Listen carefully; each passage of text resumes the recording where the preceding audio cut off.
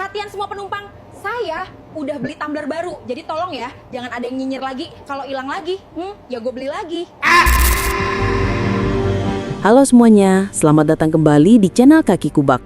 Tempat di mana kita membahas hal-hal sederhana yang ternyata menyimpan rahasia besar di baliknya. Pernahkah kalian melihat seseorang membawa tumbler kemanapun mereka pergi? Di sekolah, kantor, gym, bahkan saat traveling. Mungkin kalian juga salah satunya. Tapi apakah tumbler hanya sekedar wadah air? Atau ia menyimpan teknologi, filosofi, dan gaya hidup yang tidak pernah kita sadari? Hari ini, kita akan membongkar rahasianya. Siapkan diri kalian, karena yang terlihat biasa seringkali punya cerita luar biasa. Berabad-abad lamanya manusia mencari satu inovasi sederhana namun penting. Cara membawa minuman tanpa repot, tanpa bocor, dan tetap mempertahankan suhu. Dari kendi tanah liat, botol kaca, termos logam klasik, hingga desain modern, akhirnya muncullah sebuah benda yang hari ini begitu populer dan bahkan dianggap sebagai gaya hidup, tumbler. Namun apa sebenarnya rahasia tumbler sehingga banyak orang rela membayar mahal, membawanya setiap hari, bahkan menjadikannya bagian dari identitas diri? Dan apakah tumbler benar-benar bermanfaat? Atau justru ada sisi negatif yang jarang disadari? Jawabannya tidak sesederhana iya atau tidak, karena tumbler bukan sekadar wadah minuman. Ia adalah simbol perubahan budaya, kebiasaan baru, dan pergeseran ekonomi global. Mari kita mulai dari inti. Rahasia tumbler. Rahasia terbesar tumbler terletak pada teknologinya. Banyak tumbler modern menggunakan material stainless steel food grade, biasanya dengan standar 304 atau 316. Material ini tahan karat, tidak bereaksi dengan asam, dan tidak menyerap rasa. Artinya, minuman kopi di pagi hari tidak akan meninggalkan aroma yang bercampur dengan teh di sore hari. Namun bukan bahan utamanya saja yang menjadi rahasia utama, melainkan teknologi double wall vacuum insulated. Dinding tumbler biasanya dibuat dalam dua lapisan. Lapisan luar dan lapisan dalam dipisahkan oleh ruang vakum. Ruang vakum inilah yang membuat panas atau dingin tidak mudah berpindah melalui konduksi atau konveksi. Itulah alasan kenapa es di dalam tumbler bisa bertahan 10-20 jam tanpa mencair dan kopi panas tetap hangat hingga berjam-jam. Beberapa brand bahkan menambahkan lapisan khusus bernama copper lining atau lapisan tembaga yang berfungsi memperlambat transfer panas melalui radiasi. Jadi bukan sekedar botol endre, tetapi hasil perpaduan desain, material ilmu fisika, dan rekayasa teknik. Selain teknologi penyimpanan suhu, rahasia tumbler juga ada pada desain ergonominya. Beberapa dibuat ramping agar mudah digenggam tangan manusia. Ada yang dibuat pas dengan cup holder mobil. Tutupnya dirancang dengan seal karet silikon agar anti bocor. Ada yang memiliki sistem penguncian agar aman dimasukkan ke dalam tas. Kemudian ada rahasia yang jarang disadari, psikologi konsumsi. Tumbler menciptakan ikatan emosional. Ketika seseorang membawa tumbler, ada rasa kepemilikan, kebiasaan, dan identitas. Ini bukan sekedar tempat minum, ini ekspresi diri. Apalagi jika diberi desain estetik, warna pastel, motif karakter favorit, atau bahkan nama pemilik terukir di bodinya. Di era media sosial, tumbler bahkan menjadi simbol status. Seseorang yang peduli lingkungan, peduli kesehatan, atau sekedar peduli dengan tren gaya hidup modern. Ketika seseorang membawa tumbler ke kantor, gym, sekolah, atau traveling, hal itu mencerminkan disiplin diri dan pilihan gaya hidup tertentu. Namun seperti semua hal dalam hidup, tumbler juga memiliki dampak positif dan negatif. Dari sisi positif, penggunaan tumbler mampu mengurangi ketergantungan terhadap botol plastik sekali pakai dan gelas sekali minum. Bayangkan, setiap hari jutaan orang membeli minuman kopi, es teh, atau air kemasan. Satu gelas atau botol mungkin terlihat kecil, tetapi dalam setahun angka itu bisa berubah menjadi gunung sampah plastik.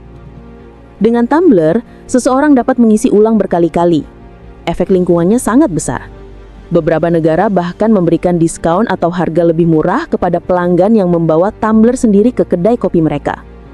Selain itu, tumbler membantu seseorang menjaga hidrasi, karena ia membawa air minum kemanapun. Ini berdampak baik terhadap kesehatan.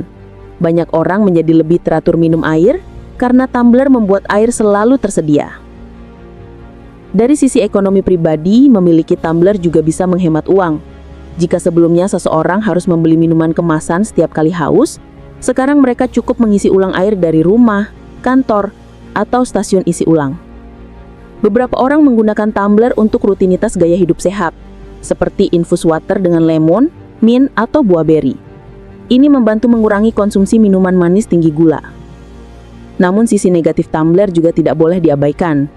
Pertama, produksi tumbler juga membutuhkan energi dan sumber daya. Stainless steel memerlukan proses ekstraksi dan pembuatan yang tidak kecil dampaknya terhadap lingkungan. Jadi tumbler baru akan memberikan manfaat nyata terhadap bumi jika digunakan berulang kali dalam jangka panjang, bukan sekadar aksesoris sekali tren. Ada pula fenomena konsumsi berlebihan.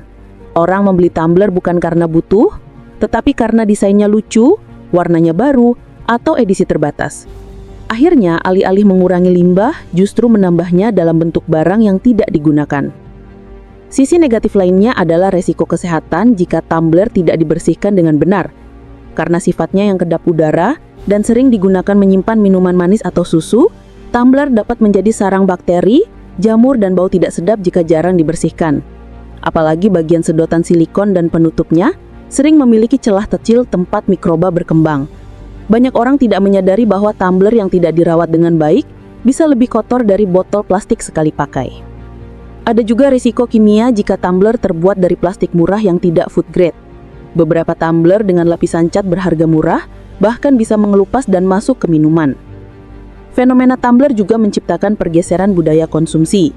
Di satu sisi, ia mendorong kesadaran lingkungan, namun di sisi lain, industri tumbler yang terus memproduksi model baru setiap bulan justru mengubah gerakan ramah lingkungan menjadi tren belanja dan koleksi. Pada akhirnya, tumbler memiliki dua wajah, yaitu satu yang membangun kebiasaan positif dan satu yang menciptakan dampak berlebihan jika tidak bijak digunakan. Namun, apa makna tumbler dalam gambaran besar kehidupan modern? Tumbler adalah simbol transisi. Ia menggambarkan pergeseran masyarakat dari pola konsumsi cepat menuju kebiasaan hidup berkelanjutan. Ia menunjukkan bahwa manusia mulai sadar bahwa kebiasaan kecil bisa mempengaruhi bumi, kesehatan, dan masa depan. Tetapi ia juga mengingatkan bahwa teknologi dan niat baik tidak selalu otomatis menghasilkan dampak baik. Semua tergantung pada kesadaran dan cara kita memanfaatkannya. Jadi jika seseorang menggunakan tumbler dengan satu tujuan sederhana, mengurangi sampah plastik, hidup lebih sehat dan lebih hemat, maka tumbler adalah inovasi kecil yang memberikan dampak besar.